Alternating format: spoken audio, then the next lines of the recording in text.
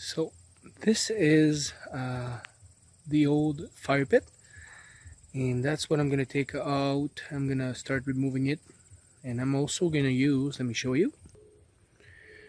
This is a stainless steel washer drum, which I'm gonna use for my inner part of it, but it's gonna be poured into concrete.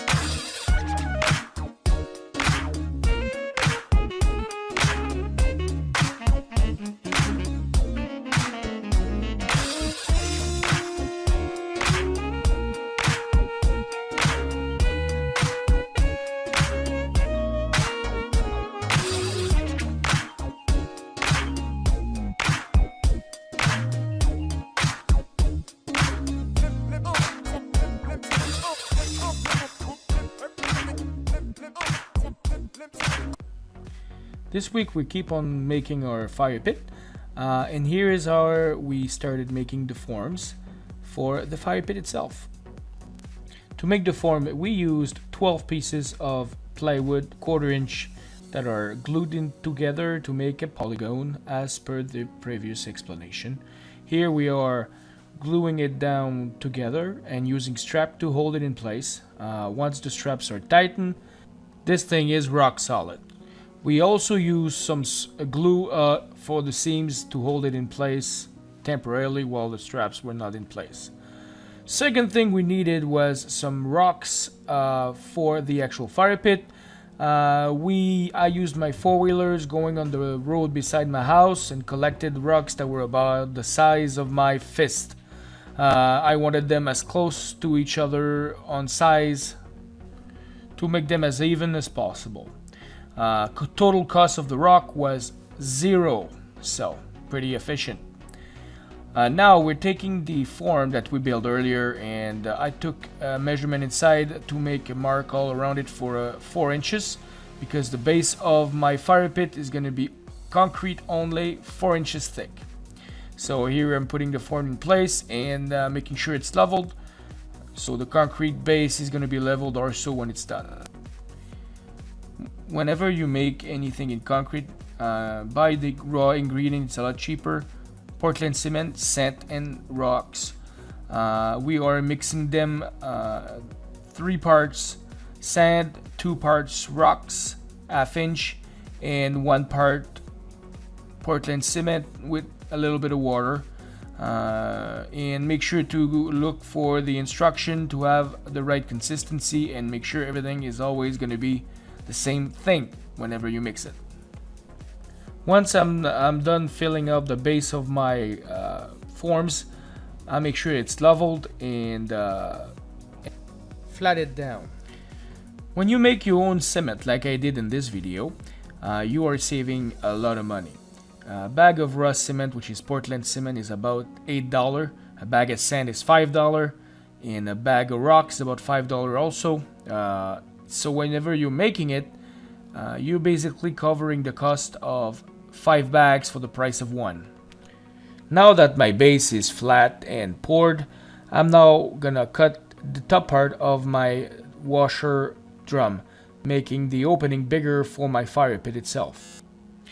My zip cut was not gonna reach the entire surface, so I had to go with a hacksaw to finish the job. But it came out pretty good, pretty happy about it. Now that the drum opening is cut out, I'm going down to centering out the drum inside my concrete pour. And also, now what we're gonna be doing is put some rocks all around the form that are gonna be touching the plywood.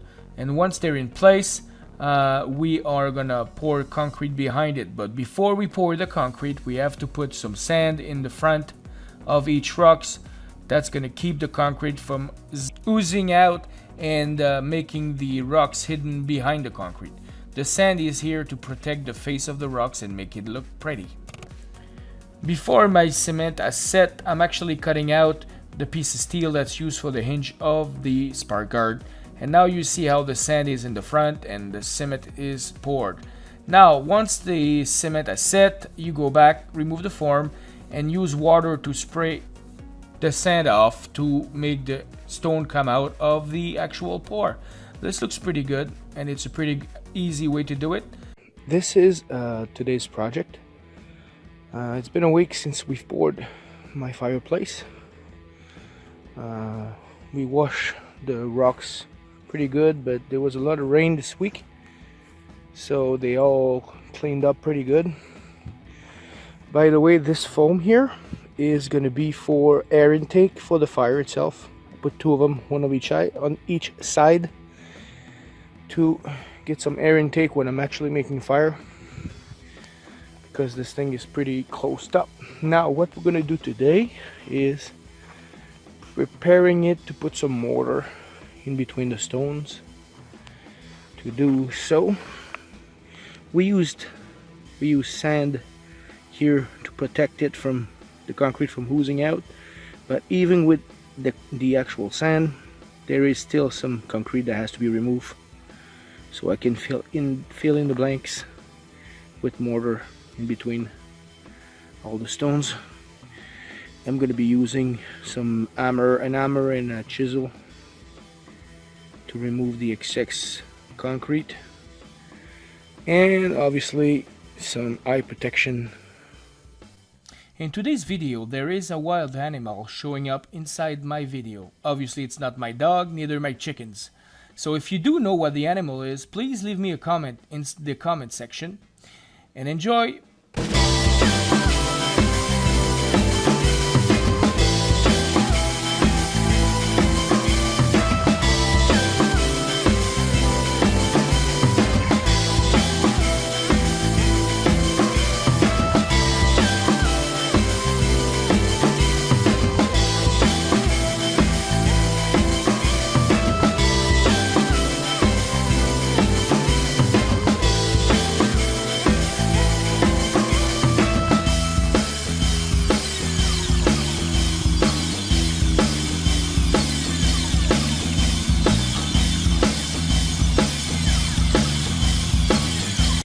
So I'm finished removing the excess concrete. As you see, it's nice and clean. And then now I'm gonna be making some mortar.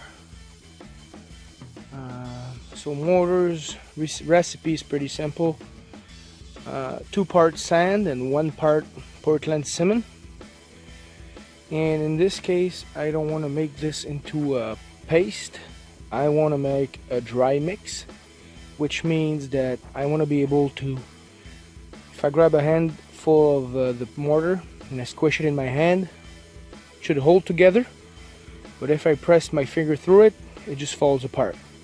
And what that is going to do is allow me to put it in place in between the stones without having to worry about all making those nice stones covered with concrete. And what that's gonna make, once all the stones are filled, it's gonna make, I'm gonna spray it with water, light spray without having the mortar to run off. So I just want to light spray it. That's gonna help curing the concrete that's into the mortar, and making this into a solid material. So let's make the mix and let's show you how to do it.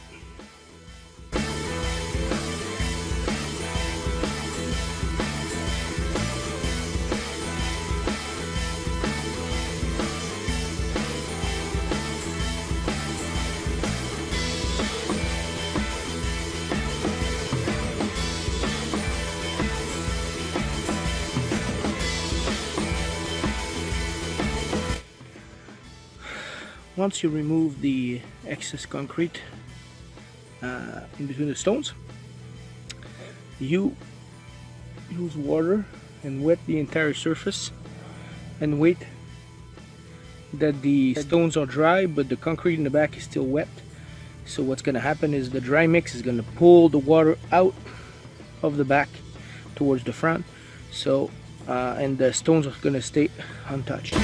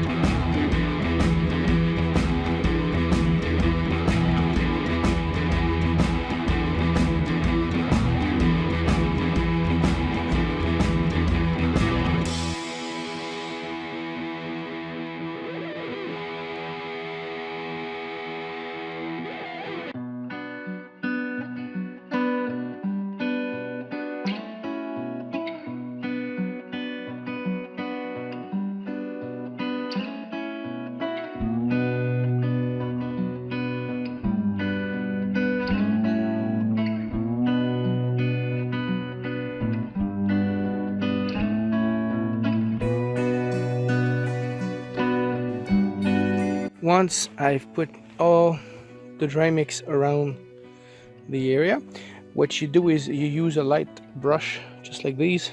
Well, any brush would do, as long as the brush itself is not too hard.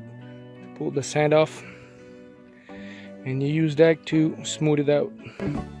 If you enjoyed the video, like my video, subscribe to my channel, and stay tuned for next week's episode where I'm taking my sailboat home and starting the refit. Thank you, enjoy!